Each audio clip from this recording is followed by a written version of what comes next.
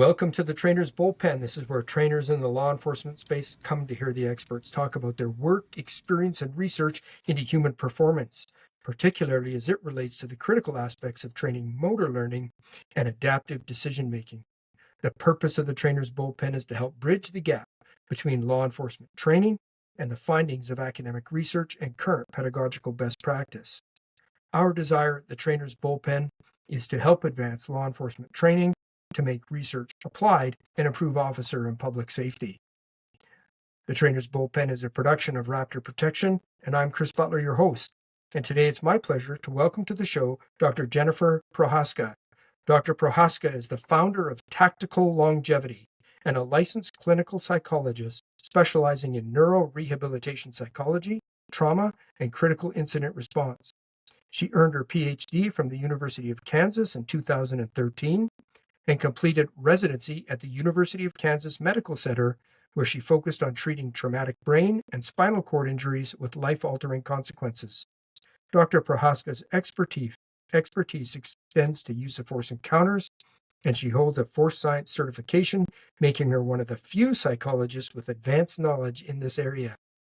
As a driving force behind Tactical Longevity, Dr. Prohaska is dedicated to preparing agencies in high-pressure incidents for critical encounters. Her scientifically backed methods are designed to help both individual and departments excel, no matter their limitations.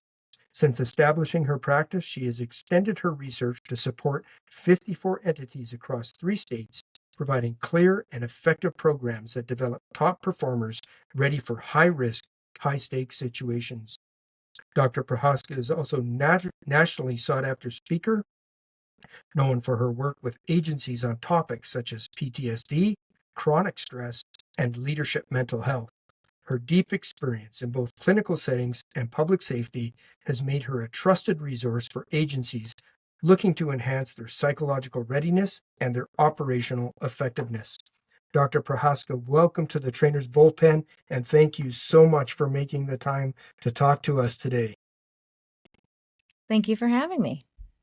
Yeah, absolutely. So, Dr. Prohaska, I first came across you. So I'm a LinkedIn guy, and you made a post.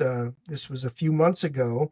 You made a post, and you were talking about something that was a brand new concept to me, and it was anti-fragility. And I was like, "What's this? What's this anti-fragility? It sounds amazing." And so I started to read your article, and the stuff that you said there made so much sense to me. And as far as it relates to how we think about resilience, mental health, wellness in law enforcement. And so I thought, I need to reach out to Dr. Prohaska and get her on the Trainers Bullpen. So, but I read your bio, and it's amazing. You have an amazing background. But why don't you spend a few minutes going a little bit deeper than that and talk to us about how in the world did you become intersected with the law enforcement community? For sure. So I'm a Kansas girl. So I'm from Kansas, born and raised, still live in Kansas. And I did my training at the University of Kansas Medical Center in brain and spinal cord injury and like traumatic physical injuries. And I loved that experience, but I then got hired on as faculty at the University of Kansas Medical Center, and it's a great place to work. However, just like in law enforcement, where you move to the bottom of the totem pole when you're new and you don't get necessarily the most ideal or spots that you want right at the beginning, that very much happens in medicine too. So I got started at the University of Kansas Medical Center working in the cancer center. So I was assigned to help mostly people who had largely terminally ill status, helping them prepare for death and dying. And honestly, that was not a great fit for my personality. The people that can do that kind of work are awesome. They are so very needed. And I unfortunately am not great at that. I'm not great at it. So I'm very much more mentally prepared for, I think, helping people get better, get back to well. And so I decided after about 9 months there that I was gonna pack up and try to find something else so that I could do some service in a different area. And so I left actually without much of a plan and found a private practice that was mostly working in forensic trauma-based stuff. And I was like, oh, I like forensic work. I've done forensic work before, not really realizing how much of my work was going to be in law enforcement. And I ended up just accidentally stumbling into it in many ways and actually loving it. So I know many people who come into the helping professions surrounding law enforcement have some kind of personal tie-in directly to law enforcement. And frankly, that isn't me, actually. I came kind of in a weird way, less typical way, I'd say. But I did always miss some of my favorite units to work on were the trauma units. So anybody that had been through a major horrible accident, helping both patients and staff get motivated to work on their wellness, which was oftentimes very, very grueling, challenging process. And so I actually found that working back in law enforcement gave me that feeling again of these people largely want to get well and they've been through horrible things they can't control, and how do I get them back to better instead of my other end of where I was, which was preparing people for dying, which is just not a good personality fit for me, honestly. So that's the backstory of how I got here. And I've always been a little bit like brash, I think. And so working with law enforcement has been a nice personality fit, I'll say. Yeah, well, we are a different breed of people, cops, that's for sure. So Yeah. thank you Yeah. for putting yourself out there and getting into that industry of helping us. And so you created Yeah. your company as Tactical Longevity. Yeah. So Doc, why don't you tell us, like, what is it that you do there at Tactical Longevity as far as how do you help agencies and individual officers around this idea of resilience and mental wellness? And I'll kind of back up a little bit on that if you don't mind and tell you a little bit of like working up to that. So prior to starting Tactical Longevity in about 2022, my backstory on the work I was doing was mostly taking people after major critical incidents, trying to help them get back to well, and then sending them right back out again. And so one of the very unique things about working with the law enforcement population is there's a lot of putting Humpty Dumpty back together again and sending them right back out to the same exact things that caused them to land on my couch in the first place. And through like hundreds of repetitions of doing that, I kept realizing that this is not a good way to solve problems. It's helpful and meaningful for the individual sitting on the couch from me to do one-on-one delivery of service. How do I help people get back to well and back to working? But at the end of the day, we have to be more on the preventative side of how do we keep people well so that they don't ever end up on my couch. And so there is a huge, I think, moral injury maybe on my part that ultimately ended up driving and motivating me for developing out Tactical Longevity. I was just so desperate for a way to keep people well. And the work environments that they're in don't help them with that. And so I started doing a lot of research on, well, what does it take to prevent post-traumatic stress disorder? And all of the research was pointing to being able to build people up as strong as possible pre-incident so that when they are nice and strong and well developed mentally, when the incident hits, because it always hits, when the incident hits, then I can help people get better faster on the other end. And then I was lucky enough, I don't look at it in the moment, I did not look at it as lucky, but I will say, doing hundreds and hundreds and hundreds of reps on treating people, I started to notice certain personality elements that if they had them pre-incident, they were more likely to get through your incident, whatever they went through, with the least amount of damage and come out on the other side. And it also, what I was seeing in therapy, working critical incidents, was exactly what I was seeing in the research.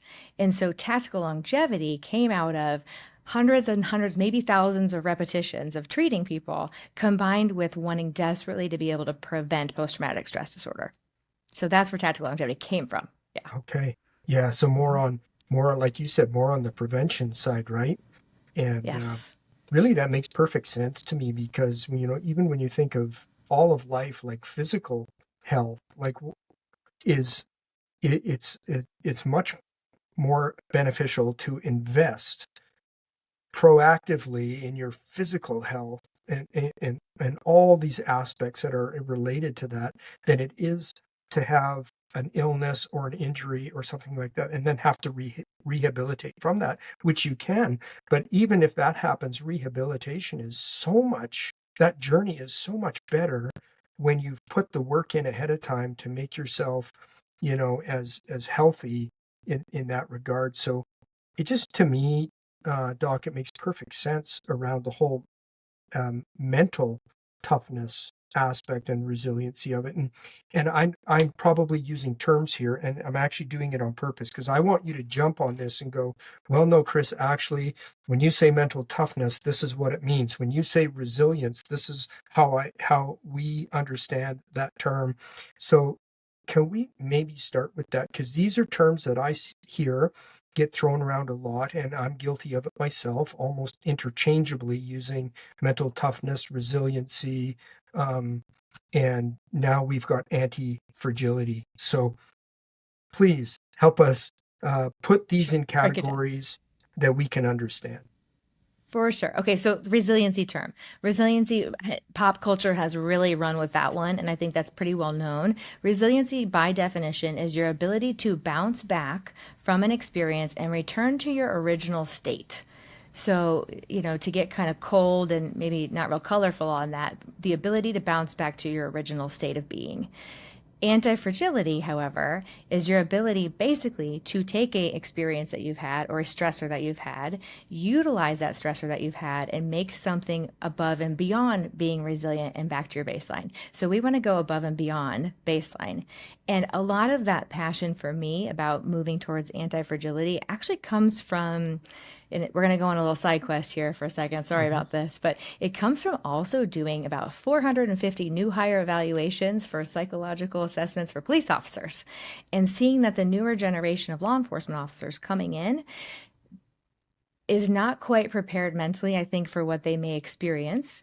No fault of their own. They've had a variety of life experiences and lack of life experiences too, but they're not quite prepared to bounce back to baseline. And so we can't really settle for a baseline, which is what resiliency is. We actually need to be able to use these negative experiences that they're going to have in a work setting and use them for good, basically. How do we squeeze something out of these negative experiences so that these brand new officers, the newer generation of employee coming through, is able to use them for growth experiences?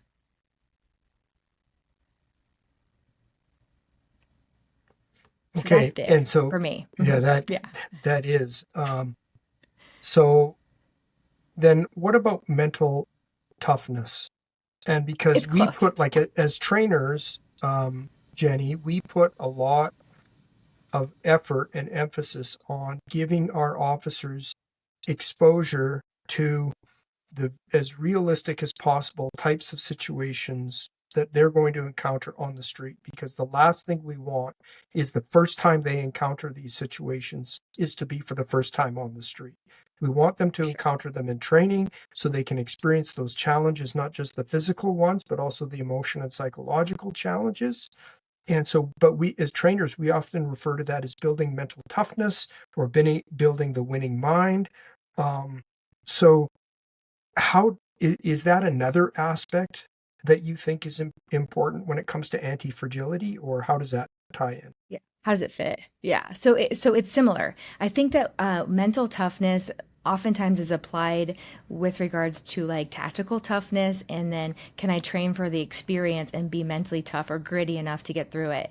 And we are talking about, generally speaking, the same things. However, anti-fragility is a little bit more, I would say, well-rounded in the sense that it's not about blocking out emotions to just get through the task at hand. It's actually about how do I develop a well-rounded person that has adaptability and flexibility around a wide variety of human experiences. So mental toughness, I think, sometimes can be a little bit more narrow than where I'm trying to go. So Yeah. Okay. All right. I see that. And but would you say then, though, that there is a slice of this whole yeah, piece of wellness that does include building mental toughness? Is there a yeah, relationship between that, and does that help with your component of anti-fragility? yeah. Oh yeah, I Yeah. mean, all of this is to build mental toughness. So this is a, I would say it's like a, concentric, Venn diagram of circles. They all overlap Mhm. for sure. 100%. They're all, we're generally speaking all in the same kind of category or area. I think one of the things that has made me, here's my big picture thinking on this. Historically in law enforcement, there's been a culture of back in the olden days, if you will, rub some dirt on it, be tough, ignore kind of your thoughts, feelings, emotions, or reactions to situations. Just, stuff it down and suppress it. And we have seen some negative effects of that. That's no joke. And then there's been this swing in probably the last 5, 7 years to the other extreme, which is that all your feelings are valid. Everything you should feel is okay. And just, go ahead and just emotionally vomit everything you got and feel the feels. And there has to be a middle. And I want to find middle for people. I want people to be able to find middle. And middle is oftentimes found in anti-fragility. Your ability to feel and experience things, but also understand, okay, enough of that, now to move on. And that's where I want to land people. I want to be able to land that plane exactly in the middle of those two things if I can help it, because I think that's where health lies. I think that's where mental Yeah, health, we're really talking about wellness and health, lands right there. absolutely. And it's just as you were saying that, the one thing that popped into my mind is also the fact that every human being is an individual, incredible, unique milieu of all of these characteristics, and how one officer might respond to a situation which is completely valid, but maybe totally different from the way another officer might respond to that. And, just I'll put myself out there. Before I had children, I can remember going to like a sudden infant death calls, right? Where families had tragically lost an infant because of a SIDS death. And although they were always difficult to go to, I could go to those calls, deal with the calls, do the investigations, and I didn't have a whole lot follow me on from those. But it was almost like overnight, Jenny. After my wife and I had kids, I remember the first SIDS death I went to. I almost went into complete psychological freeze inside the house, and I was like, "What's happening? Like this? What is going on?" But I was a different human being because of my whole life experience, and it just caused me to step back from that and go, I was really humbled by that experience, because as I went on to be a sergeant and a street supervisor, it made me sensitive to the fact that it isn't what I am impacted by of the incidents that would bother me. Is I need to realize that all of my men and women out there that are going to these calls and dealing with these situations are going to be uniquely impacted in a variety of different ways. Yes, exactly. And I think that life experience, your own personal life experience, always will follow you into the work environment and vice versa. I don't think it's really truly humanly possible to keep those things separate. And so that's a great example of that as well. I also think that when you were talking about mental toughness, you were talking about training and habituating people to certain experiences. And when it comes to the human condition, emotions, and how we process things, I don't think it's possible to train every single scenario. And so I'm big on teaching people how to think about stress, not what to think for every unique situation. So it's all about building the foundation. Teach people how to think about it, and then it can travel with them wherever they go. If it's at work, if it's at home, it doesn't matter. It can travel from critical incidents to, hey, I don't really like my sergeant, it can go anywhere. And so I'm trying to teach the foundation of how to think about stress so that any life experience that comes at you, you can manage better. Right? Both personally and professionally. I like that. Absolutely. Absolutely. And Yes. so, okay, so you mentioned in the article I read, what really stood out to me, and you did it so well, you spoke about 6 elements for overcoming Mhm. adversity and developing an anti-fragility mindset. Yes. So can we focus on that for a few minutes? Why don't you walk us through, like, what are those critical elements that officers or trainers can consider about, and I think of these as being like the ingredients, the critical ingredients for developing this anti-fragility mindset. So walk us through those. Sure. So the research has really borne out about 6 primary factors that are huge in people who can cope with stress well. And the first one's self awareness, and the next one is self regulation.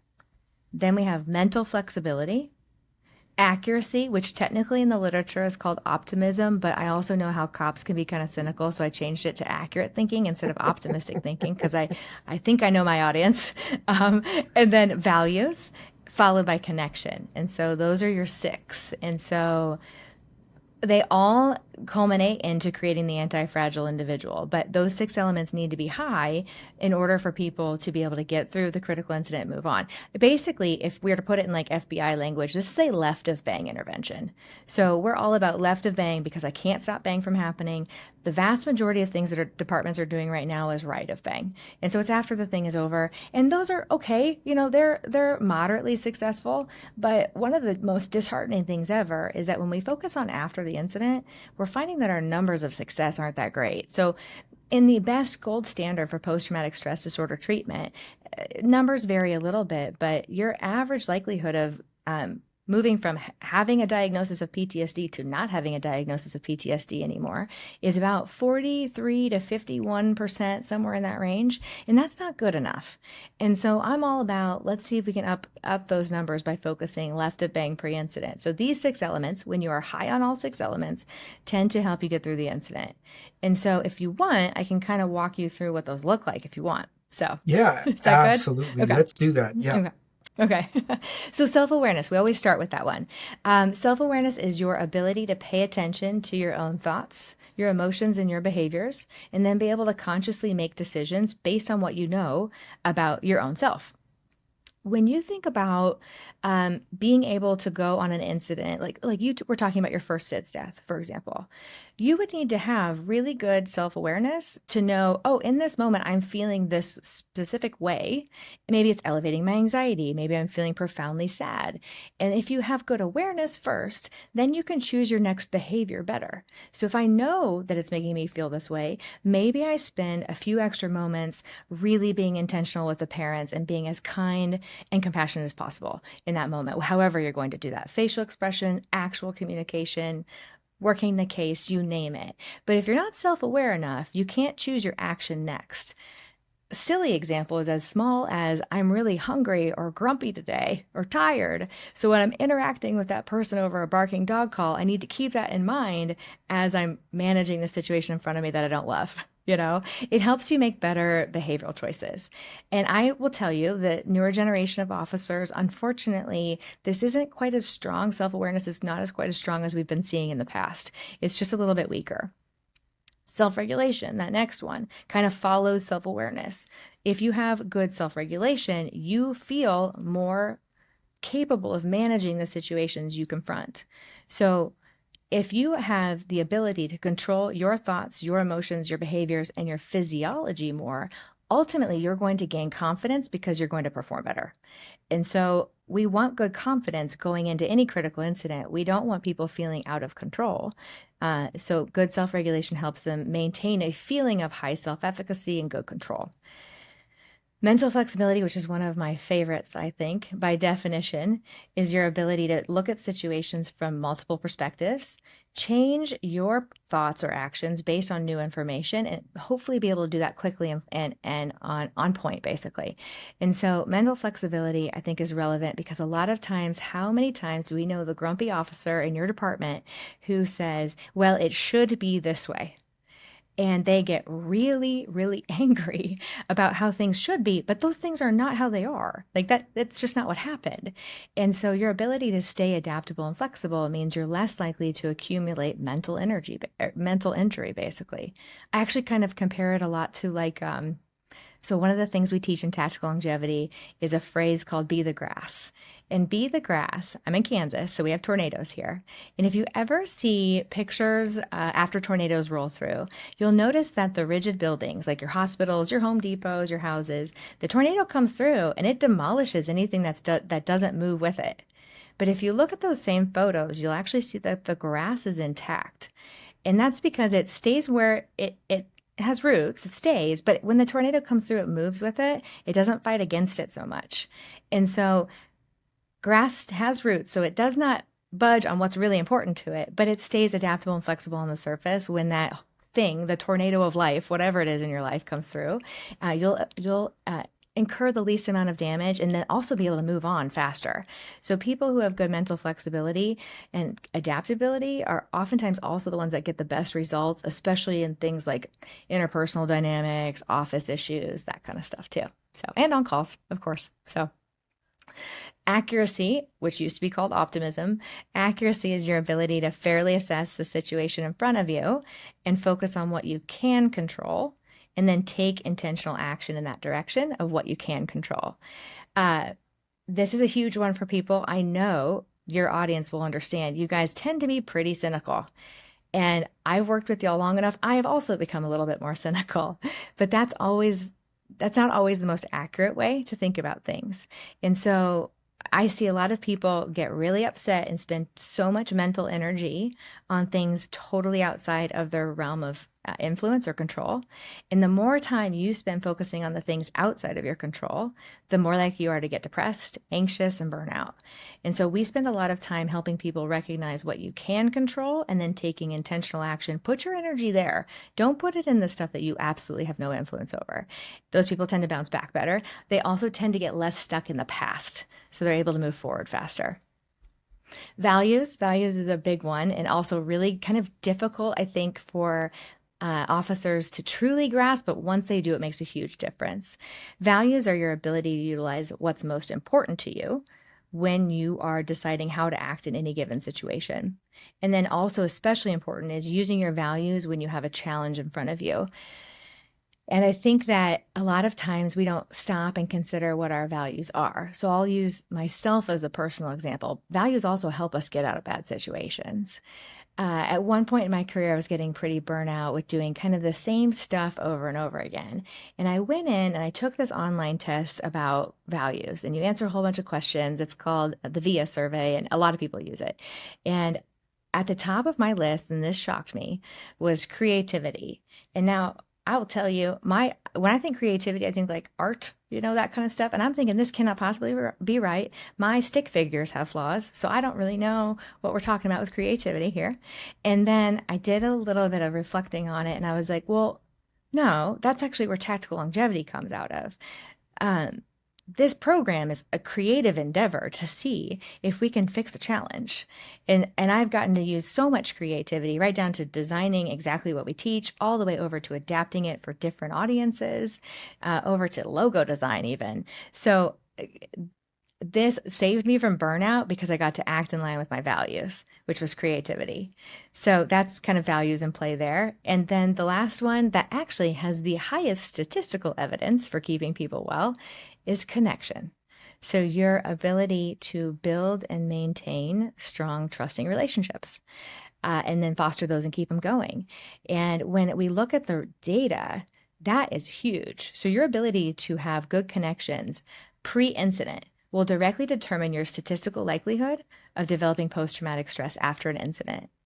So there was a study that they did, and by the way, psychologists, the easiest way to study like your population basis of PTSD is to come in after natural disasters. Everyone's experienced the same thing, right? You come in and you monitor and measure everything. And so this one study found that after a natural disaster, if you had weak social connections pre-incident, you had about a 12% chance of developing post-traumatic stress disorder after that natural disaster.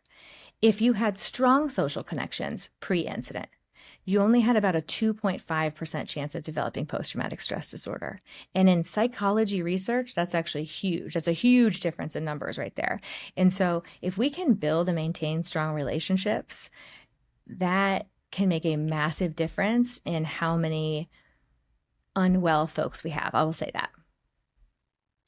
Yeah, absolutely. And wow, I have 1,000 So it was a questions. lot. I didn't even You stop for know, air. So yeah, we're good. no, Yeah. yeah, great. So those are so what I'm hearing you say, those you're finding those 6 elements are basically like the rock, the foundation that needs to go in to building an officer who has high anti-fragility.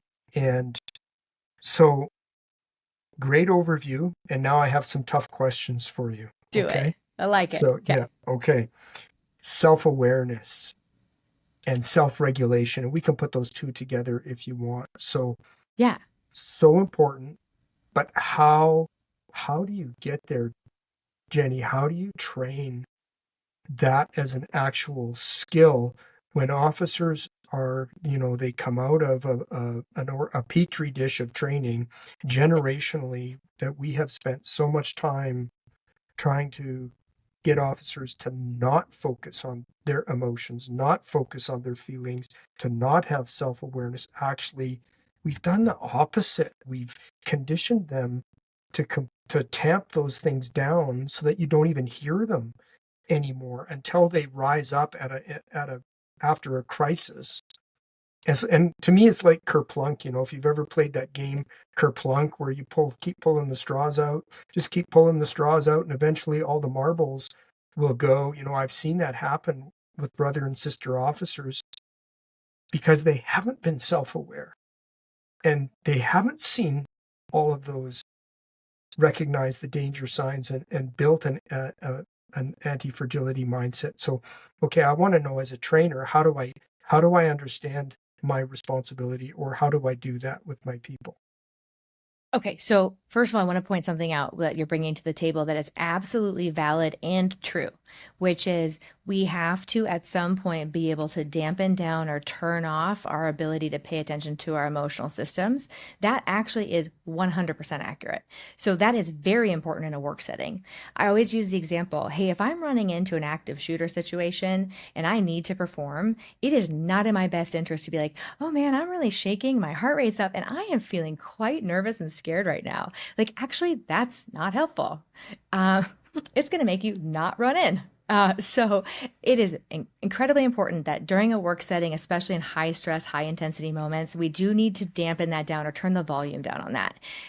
I am all about helping people realize it doesn't have to stay down. So, in order to perform well, it does need to be lower. But when you go home and you interact with your family or your friends and they tell you something really sad, or maybe they're really mad at you, you should have some kind of internal response that should help guide your next behavior. And so, I'm trying to teach people not to think so black and white about that. That in a work setting, yes, good on ya. I totally get it. And when we go home, I need you to have some kind of shift saying, okay, I'm heading home now, which means, for example, this is one of the things we teach people. If you're walking through the door, you need to know what your emotional intensity is when you're walking through the door. If you're at an 8 and it's been a bad day, you need to figure out how to get down to a 4 on that scale of intensity so that you can hang out and play with your kids for a little bit, attune back into the family environment, plug back in, and then be capable and be thoughtful about how you engage emotionally. I think that when we're mindless about it is when we have problems. And so I'm trying to teach people the subtle differences so that if they're very capable of understanding subtle differences of this is not the time for emotion, but this is, or this is not the time for like deep processing of your internal self-awareness. But by the time you get home, I want you to turn that back on a little bit. That I do believe people can do with the right training, and we have to focus on that. So when you ask me about how can trainers help with this, one of my favorite classes to teach is actually to the academy staff. And so we need to be sending, generally speaking, the same message about when to turn it off. But you can teach them how to turn it back on. So I actually think that one of the things that we teach in class is the importance of like end of day questions. So something as simple as, hey, what did we do today that made you feel the least confident? What did we do today that made you feel the most confident? And why? And that doesn't take very long, by the way. And sometimes, if you're really short on time, you can have them journal it at home and then bring it back. And that actually does increase self-awareness. Or you can say, hey, when you got really moody today with that one instructor, can you go ahead and just write down what you were thinking and what happened to kind of make you feel that way? And so we can teach it and not have, our recruits be a bumbling mess. It's totally possible. We just have to be really intentional. So in doing that, then does that help with developing the ability to sort of monitor those internal states that you may like? Because I Yeah. think you just hit on something really important, is we often will react to our circumstances in those situations and in relationships. We react first without understanding what's driving that behavior. And so those questions, hey, at the end of the day, or, using journaling or metacognition, getting them to write it down and reflect on what was it, does that help develop that skill to make the implicit more explicit on connecting to those internal states and what's driving behavior? 100%. Your brain can learn all sorts of things. We used to think for the longest time, you get to 25, your brain's developed and you're done, right? And there's no growth. It turns out not so much. Your brain's pretty much like any other muscle, actually. So the more you practice something, the more likely it will be able to automatically turn on when you need it. And the more you don't practice things, those deficits will start to show up. It will atrophy in that way. And so as we've gotten more developed, scanning techniques and medical devices, we've learned a lot more about the human brain and its capability. And so I think we just got to capitalize on that and keep capitalizing on it. Because if you can get people in low to moderate stress conditions to learn how to develop self-awareness, that will help in high stress situations too. Okay, very good. Thank you. And so then, tied to self-regulation, what is the role, Jenny, of and I'm thinking more like either in the moment or immediately afterwards, of breath work? Because there's been a lot of research recently in the last few years on different types of breath work, whether that's box breathing or the cyclic sigh. So is that also something that's tied to help with this whole idea of self-regulation, or how do you see and teach self-regulation skills? So you might get mad at me for this. I am not a big breathing person. Let me caveat, let me back up. If something works for you, do it. 100% do it. Keep doing it if it's working. One of the things that's kind of odd is that there's about 10, maybe 15% of the population that breathing actually has the opposite effect. And so if you're one of those people that you do breathing exercises and it amps you up more instead of bringing you back down, then it's your responsibility to find an alternative method or strategy. And so for me, I'm actually one of those 10 to 15% that breathing for whatever reason amps me up and actually makes me less accurate, and it makes it more likely that I'm actually going to have kind of a reaction, not a response. I'll put it that way. And so what we do is we actually are pretty confident that the vast majority of people we come into training with know at least the basics of breathing. We do like a 2-second, hey, if you've learned your breathing exercises and you love it, awesome. But we actually teach some other modalities. So one of the modalities we teach is called a skill called What's Your Number? And I will tell you a story to kind of influence this. So I was going on a ride along, and because I'm the department psychologist at this one place, I had the privilege of being able to ride with a recruit and field trainer pair. And it was the recruit driving, field trainers in the passenger seat, and I'm in the back. And that's actually pretty unusual, but because I'm the department psychologist, a little bit of leeway here. And that night, as the recruit's driving, he is about to get in his first pursuit, and the psychologist is in the back of the car. So you can imagine maybe like what his psychological stress level might be. And so What's Your Number is a very quick technique to say, hey, on a scale of 1 to 10, 10 being I'm in panic, 1 being I'm about to sleep, I'm super bored. What's your number gives you quick self-awareness to, well, I'm at a 9. And we know that the zone of optimal performance for most humans is between like a 4 and a 7. So if I'm at a 9, I'm about to call out a pursuit on the radio. How do I get myself in check so that I'm at a 7 or a 6 so I can dial it in and be optimal? And so I'm sitting in the back of this car and we're about to get in a pursuit. And it is his first one. And the field trainer can kind of tell the recruit's getting ampy a little bit. First time recruit gets on the air and it's a little mumbled, or it's jumbled, right? The field trainer just says to the recruit, hey, dude, what's your number? And he's like, okay, I know what that means. And he didn't have to say, I know what that means. He just goes, oh, I know what that means because I've been taught in training what's your number is assigned to dial into optimal performance. And if I'm at a 9, but I need to be at a 7, what can I do instantaneously to get myself down to a 7 so I can perform? And then he gets on the radio, by the way, and delivers perfect traffic for a recruit, especially, is really good. And so that was kind of one of those techniques in action. It's merely the awareness and then learning through repetition what works for you. So for him, it was breathing. He just had to go, all right, here we go. Big breath. And then he was back down immediately, dialed into that 7. We have other methods. If you have time in between calls, we tell people to save stuff on their phone in certain files on their phone. We call them decompress file and focus file. And focus file is stuff on your phone that you've saved that helps you kind of get more amped up and like ready for shift or ready for whatever. Say it's 3 a.m. and it's dead at night and you have nothing, but you know you still need to be alert. We've got stuff in your focus file to keep you focused and dialed in. And then we've got decompress file stuff, which is usually just like short, funny stuff that you can click on that kind of helps you just go, okay, whew, all right, back to neutral so I can get going. So if breathing isn't for you, then we have all these other ways. And that's just a few kind of in self-regulation that we work on. You can't leave those files, or you can't leave, you cannot let, I will say, social media take control of your attention span, because as soon as you get onto social media, if you're already in a negative mood, as you guys probably know, how the algorithm works is if you hover over one thing too long, it'll start feeding you even more negative content.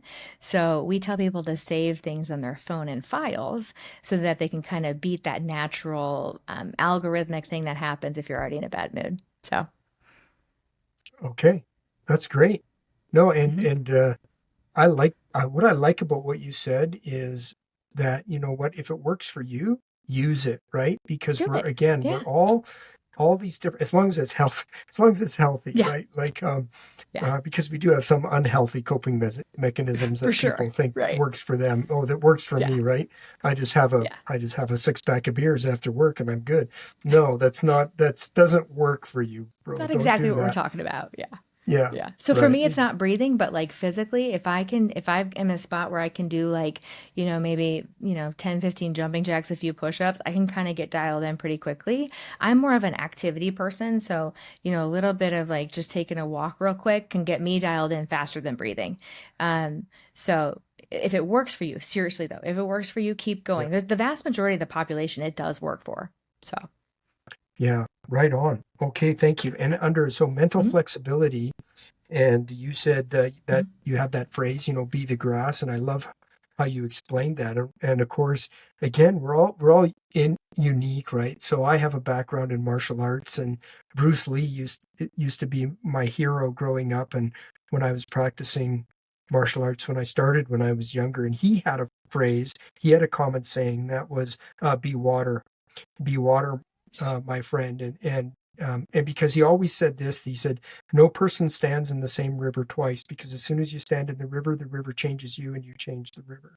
And so he's talking all about how water, when it meets resistance, it finds a path and it finds its way around that. So it's exactly the same concept that you're talking about being the grass, and that leads to that flexibility. So, but how, again, I come back to, okay, trainers are listening. How do we help our people develop flexibility and adaptability in their mindset? How do we do that? Yeah. So, I developed my program and teaching all this through two main sources of like big picture information. One is the work of the Stoics, which is the philosophy of the Stoics is a lot of that is based on how do you manage things you cannot necessarily control, right? And then the other part of what I did was take some research and my knowledge of how new members get socialized into the Navy SEALs. And I did that because those are high performing cultures. And a lot of the research on that says that they use things like heuristics, which is phrases. So, like, be the grass is a heuristic. It basically will trigger someone to think, okay, I need to be flexible here with this.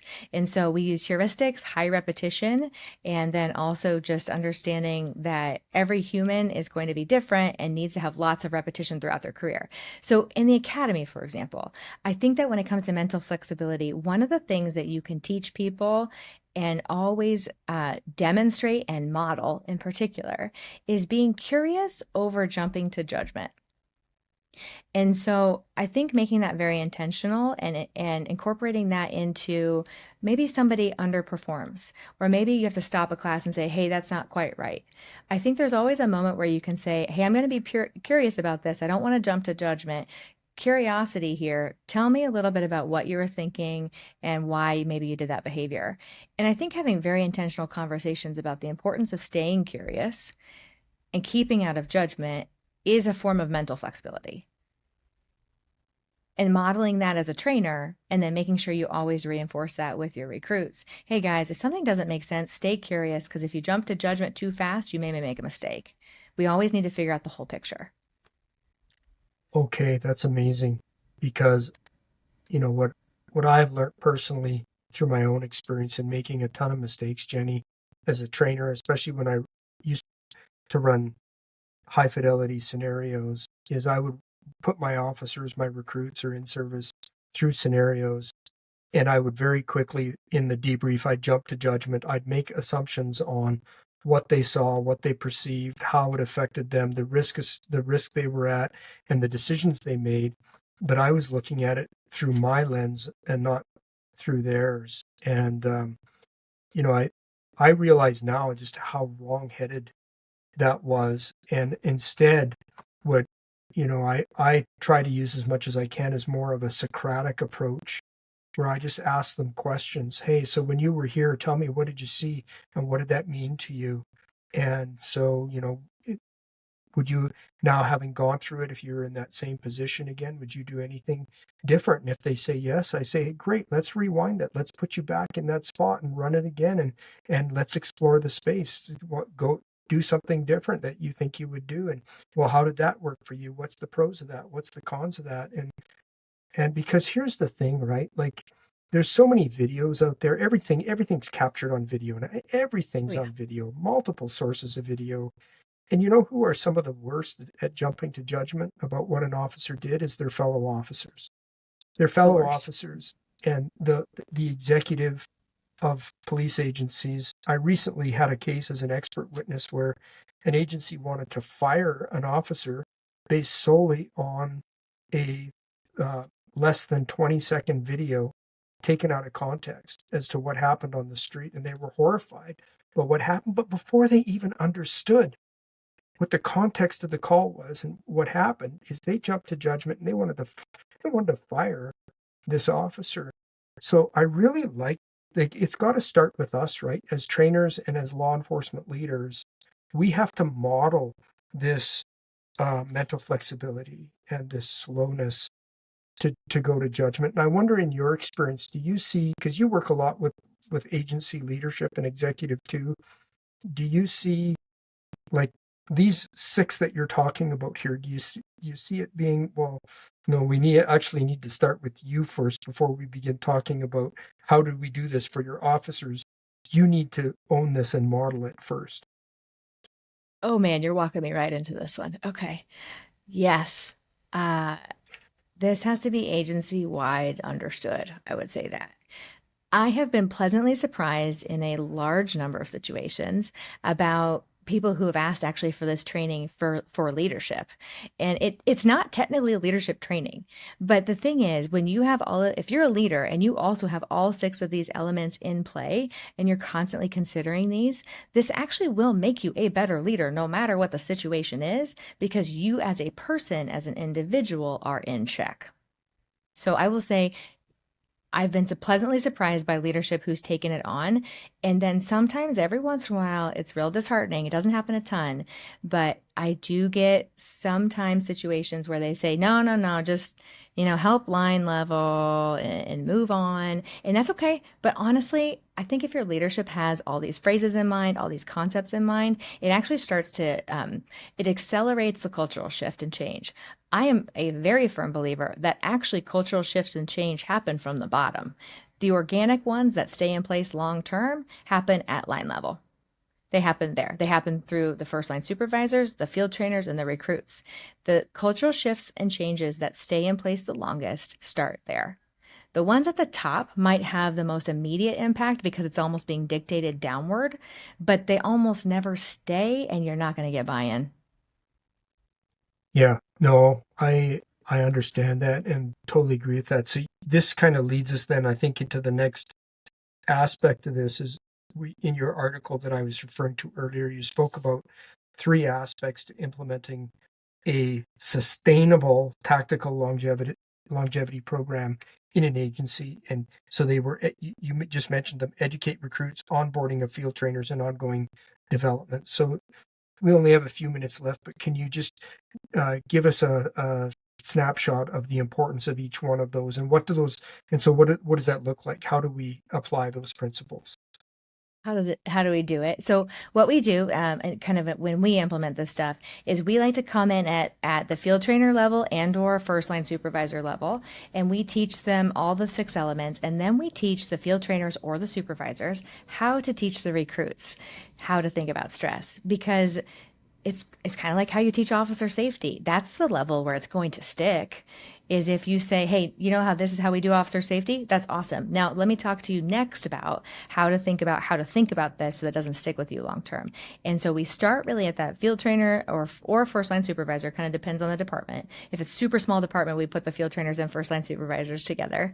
And then we also give exposure to the recruit. So the recruit's coming in knowing some of these terms already. So they get a really short, like 4-hour class on just the terminology, just the main concepts. And we don't really expect them to retain it, to be honest with you. Just they're learning so much, right? But at least they've heard the terms so that the field trainer or the supervisor says, hey, man, I really need you to be the grass on that one. Or what's your number? Because we're about to go on this type of call.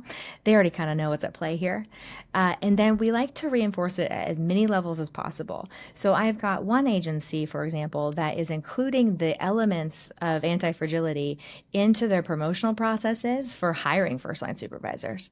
So they're saying, no, it's that important to us that we want to make sure that when we assess for a new first-line supervisor or trainer or whatever, that they understand the importance of paying attention to self-awareness, regulation, values, accuracy, mental flexibility, all of them. And so that's been really like reinforcing, I think, and saying, no, these are the values and these are how we're going to change the culture, so much so that we're going to put it into our promotional process. Wow, that is Yeah. really Mhm. encouraging to hear that there's some agencies that are thinking about that deeply, because to your point, you can't. I mean, you're when you promote, I think the most influential level in any law enforcement agency that's going to set tone, set culture, is the sergeant, the street Yes. sergeant. They're the most influential rank, and so promoting into that rank is so important. And I see so many agencies that use metrics for that promotion, which is really it's all narcissistic. It's what have you done? What have you accomplished? I did this and I did that, and they use the star template and all of that stuff to talk about how amazing people they are.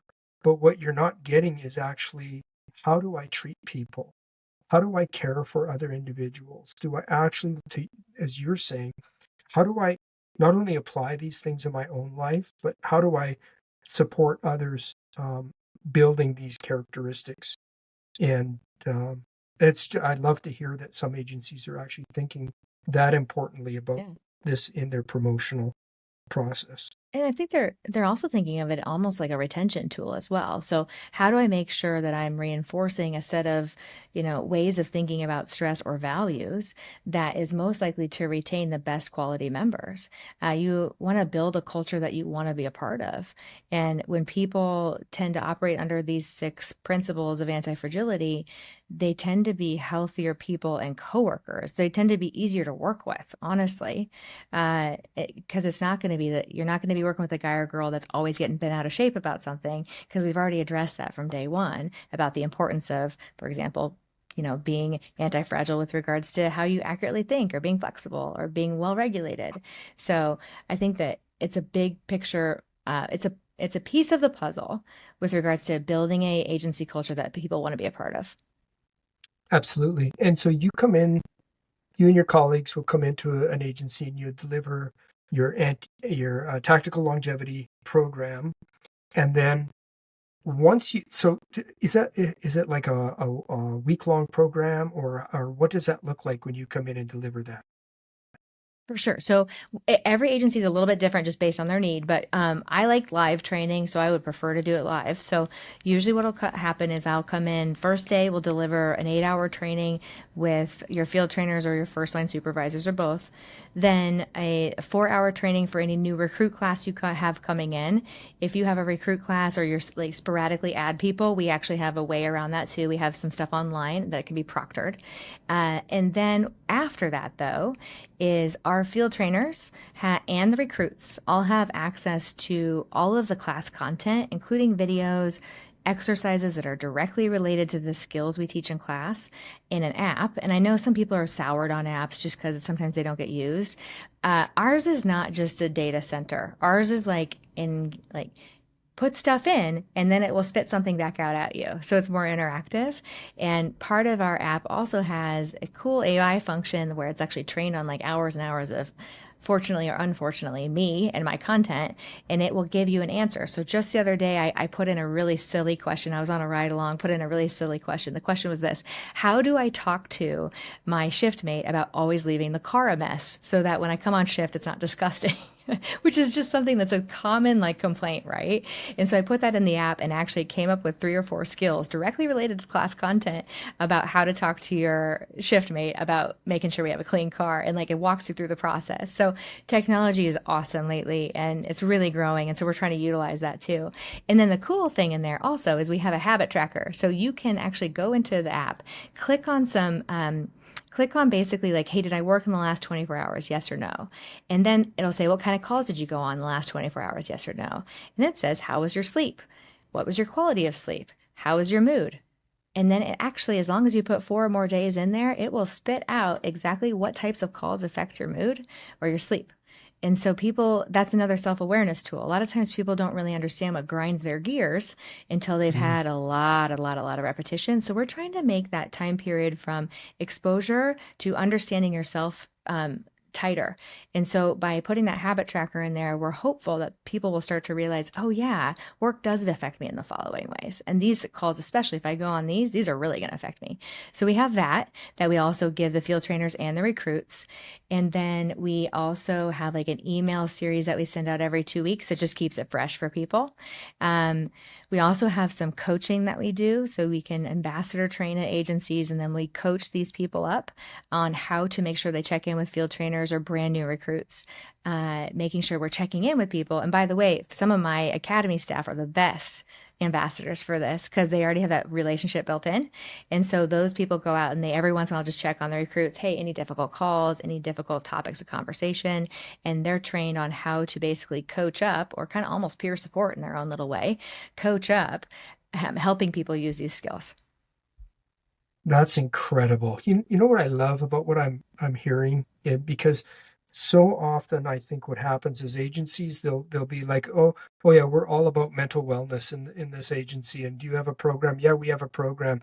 And the executive will hold up a piece of paper going, yeah, see, on this date we did this course, and so you see how much we value mental wellness. We trained all our people, right?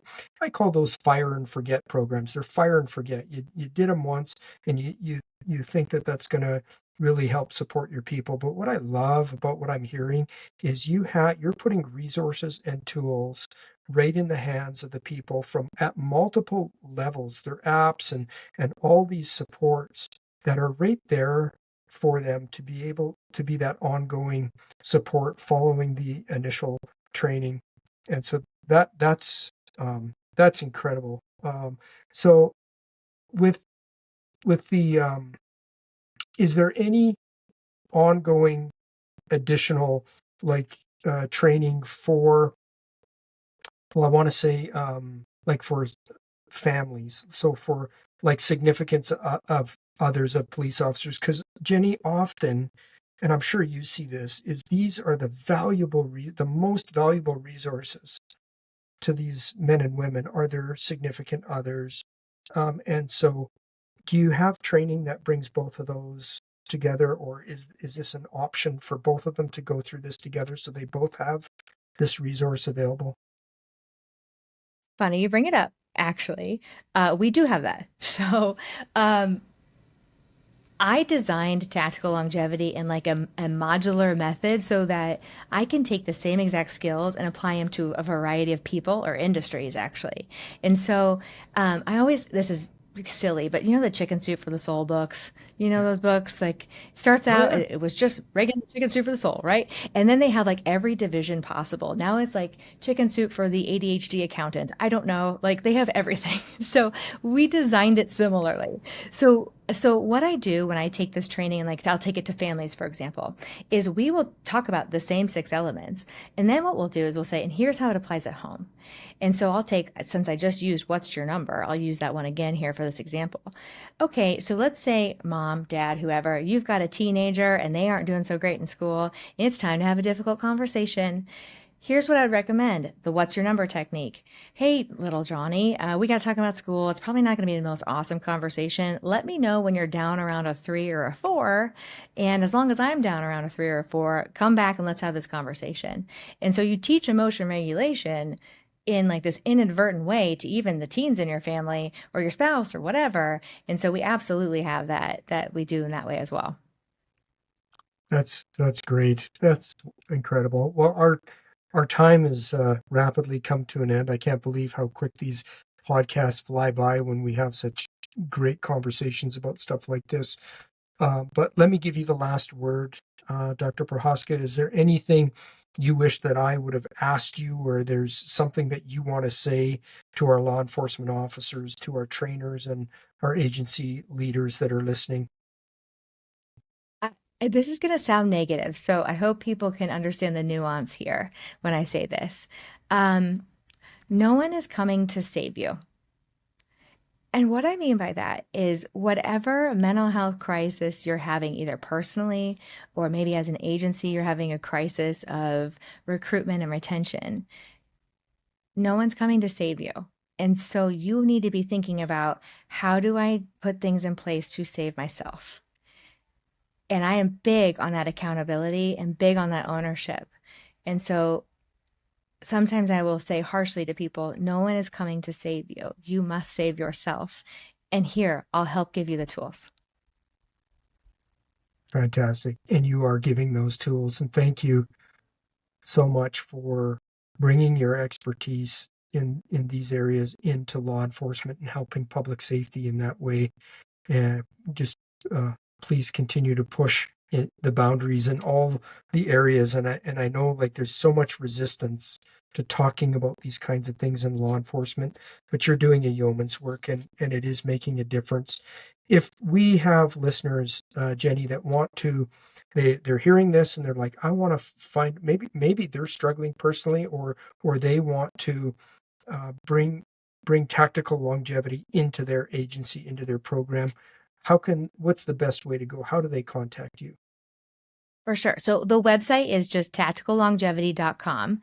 And then on LinkedIn, it's just, Jenny Prohaska, me. And then on Instagram, I still keep an account fairly active on there, and it's Dr. Jenny Prohaska on Instagram. But I would say if you're wanting to get in touch with us quickly, go to the website, which is tacticallongevity.com. Excellent. Well, thank you so much for the time again, Jenny. It's a pleasure to talk to you, and we look forward to having you back on again to talk more about this. Would love it. Thank you. Well, we hope that you've enjoyed this episode of the Trainers Bullpen. And as always, our encouragement to you is that you would reflect deeply about the critical aspects of this interview and how you can apply the principles that you heard to advance your training and make your students more effective and adaptive performers in the real world. As a reminder, all of the research papers, as well as the other links, are available to you over at the Trainers Bullpen website at trainersbullpen.com. Thank you for your dedication to advancing officer and public safety.